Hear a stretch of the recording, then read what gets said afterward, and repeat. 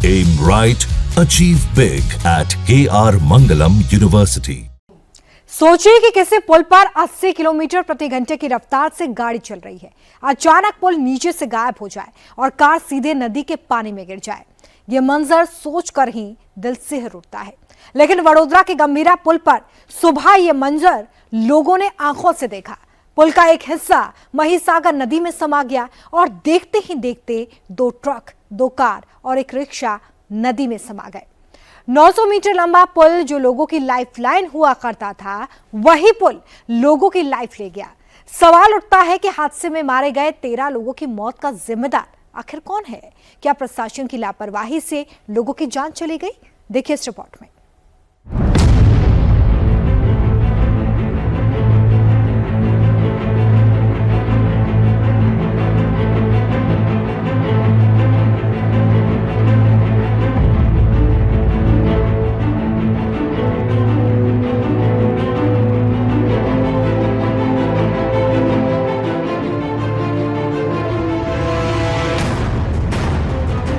गुजरात के वडोदरा में महिसागर नदी बारिश के उफान पर थी और ऊपर से गंभीरा ब्रिज का एक हिस्सा अचानक से नदी में समा गया। चलते ब्रिज पर भरे ट्रैफिक में अगर ब्रिज अचानक टूटकर नीचे गिर जाए तो सोचिए क्या होगा। वही होगा जो उन 2 ट्रक, 2 कार और एक रिक्शे के साथ हुआ। अचानक पुल टूटने से सब के सब नीचे बहती नदी के पानी में समा गए। 11 लोगों की मौत हो गई। पुल के अचानक टूटने से ट्रक नदी में गिरे, कारें नदी में गिरी, रिक्शा भी नदी में समा गया। लेकिन पुल का जर्जर हिस्से पर फंसा ये टैंकर बच गया, क्योंकि इसके ड्राइवर ने वक्त रहते अपने पैर के पंजों से ब्रेक को दबा दिया और टैंकर पानी में समाने से बच गया। यह हादसा कितना भयानक था, उसको समझने के लिए आपको हादसे की वो ड्रोन तस्वीरें देखनी चाहिए, जो बताने के लिए काफी है कि हादसा कितना दर्दनाक था, जिसमें 11 लोगों की जान चली गई। इस हादसे में जान गंवाने वाले सभी जानते थे कि पुल मजबूत है, आज वो फिर पुल पार कर नदी पार चले जाएंगे। लेकिन अचानक ही पुल दगा दे गया, पुल टूट गया और सब के सब पानी में एक के बाद एक समाते चले गए। पानी में समाये हुए इस उल्टे ट्रक की तस्वीरों को देख लीजिए तो समझ जाएंगे कि आसमान से 20 मीटर नीचे जब कोई ट्रक गिरता है तो उसका क्या हाल होता है। लेकिन सबसे बड़ा सवाल तो यह है कि आखिर यह पुल अचानक कैसे गिर गया? क्या यह पुल कमजोर था? क्या इस पुल का इंस्पेक्शन नहीं किया गया था? क्या इस पुल की मजबूती नहीं जांची गई थी? तो इसका जवाब हां में है।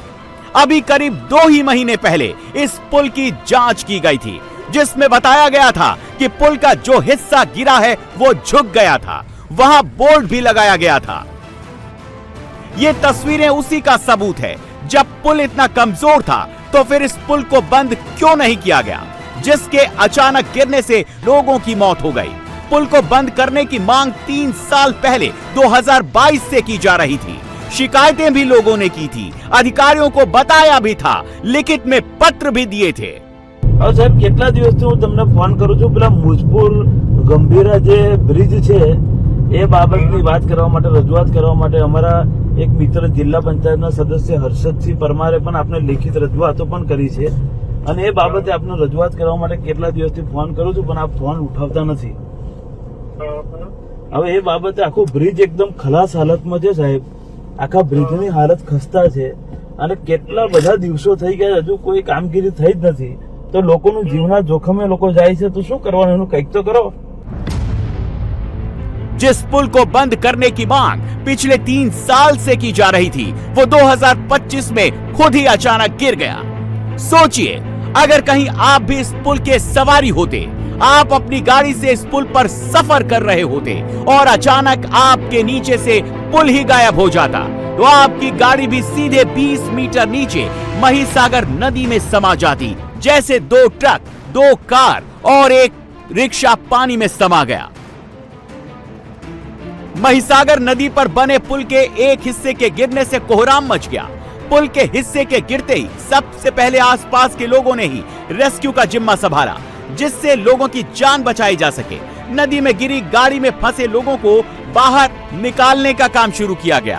पुल हादसे का शिकार हुआ तो खबर प्रशासन तक पहुंची, जिसके बाद फायर ब्रिगेड की team, emergency response team, NDRF और पुलिस टीम ऑपरेशंस में जुट गई।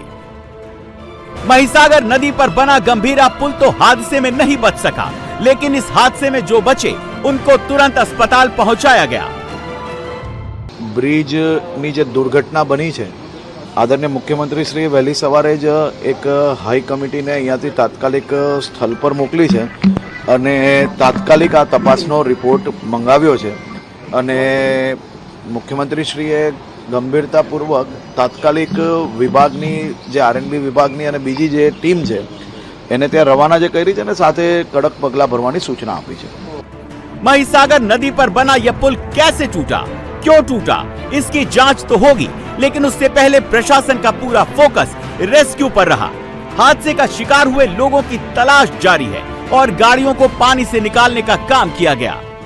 खास करके अभी ह्यूमन लॉस मिनिमाइज हो उस दिशा में कोशिश कर रहे हैं।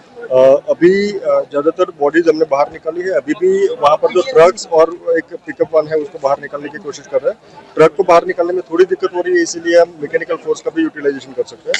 तो अभी वो प्रोसेस अभी चल रही है। यहाँ पर जो वाहन गिरे उसकी हमें डिटेल्स मिली है। उसमें 2 ट्रक्स है, एक पिकअप वन है, एक इसमें इको व्हीकल था, एक ऑटो रिक्शा था। इतना वाहन अंदर गिरे हैं।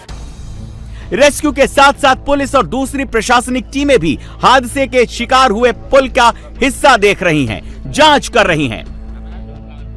महिसागर नदी में एनडीआरएफ की पूरी टीम लाइफ बोट के जरिए रेस्क्यू ऑपरेशन कर रही है, जिससे हादसे का शिकार हुए लोगों का पता लगाया जा सके और जो फंसे हैं उनको बचाया जा सके। हादसा बहुत भीषण था। प्रधानमंत्री नरेंद्र मोदी इस वक्त नामीबिया के दौरे पर हैं, लेकिन उन्होंने भी ट्वीट करके हादसे पर शोक जताया। राष्ट्रपति द्रौपदी मुर्मू ने भी संवेदना व्यक्त की। गृह मंत्री अमित शाह ने भी हादसे पर दुख जताया। प्रधानमंत्री राहत कोष से मृतकों के लिए 2-2 लाख रुपए और घायलों के लिए 50,000 के मुआवजे का ऐलान किया गया। सीजन बरसात का है और गुजरात में बरसाती बादल बरस भी जमकर रहे हैं, लेकिन महिसागर नदी का ये पुल न तूफान का शिकार हुआ, न ही मॉनसूनी बारिश का।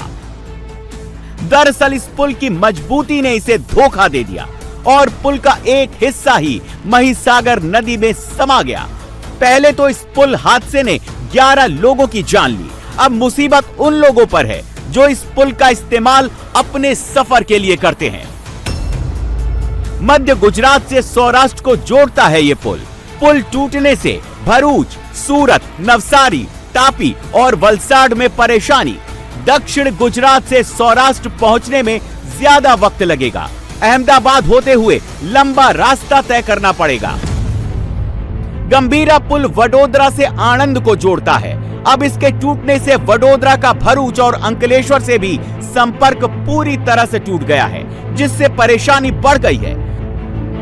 महिसागर नदी पर बना यह पुल 45 साल पुराना था। 1980 में इस पुल को बनाया गया था, जिस पर से रोजाना सैकड़ों गाड़ियां गुजरती थी। लोग अपने काम धंधे और सफर पर जाते थे, लेकिन अब पुल के टूटने से सब कुछ ठप हो गया है। 900 मीटर की लंबाई वाला यह पुल सौराष्ट्र और मध्य गुजरात को जोड़ने वाली लाइफ लाइन थी, जो अब कट गई है। लेकिन यह हादसा क्यों हुआ, यह बड़ा सवाल है। क्या 45 साल में पुल जर्जर हो चुका था? क्या पुल की स्लेब या पिलर में कोई दरार थी? क्या पुल के स्ट्रक्चर में कोई तकनीकी खामी थी? क्या पुल के रखरखाव में लापरवाही बरती गई थी? क्या पुल पर ओवरलोडिंग भी एक समस्या थी? क्या पुल पर तय सीमा से ज्यादा वाहन गुजर रहे थे? अब इन सभी सवालों के जवाब तलाशने के लिए गुजरात के सीएम ने जांच टीम बनाकर कारण जानने की कार्रवाई शुरू कर दी है। चलते ट्रैफिक में गंभीरा ब्रिज का कमजोर हिस्सा अचानक नदी में समा गया। 5 गाड़ियां नदी में पानी में बह गई। लोगों की मौत हो गई। लेकिन बड़ा सवाल तो यह है,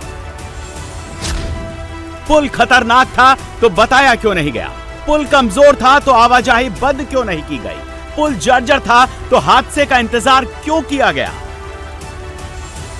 पादरा और गंभीरा गांव को जोड़ने वाले इस पुल का सबसे ज्यादा इस्तेमाल नौकरी पेशा लोग करते हैं, क्योंकि हाईवे का रास्ता काफी दूर है और एक लापरवाही, एक अनदेखी ने लोगों को मौत के हादसे का शिकार बना दिया।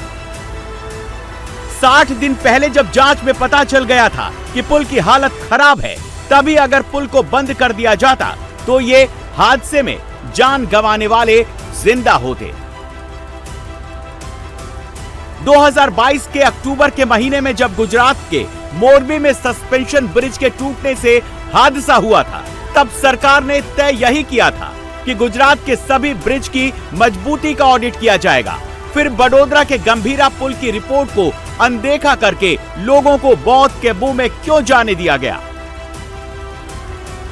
जांच की टीम एक बार फिर बनाई गई है, रिपोर्ट एक बार फिर आएगी, लेकिन उसके बाद भी सरकार एक्शन क्या लेगी और उससे सबक क्या लेगी, ये वक्त बताएगा।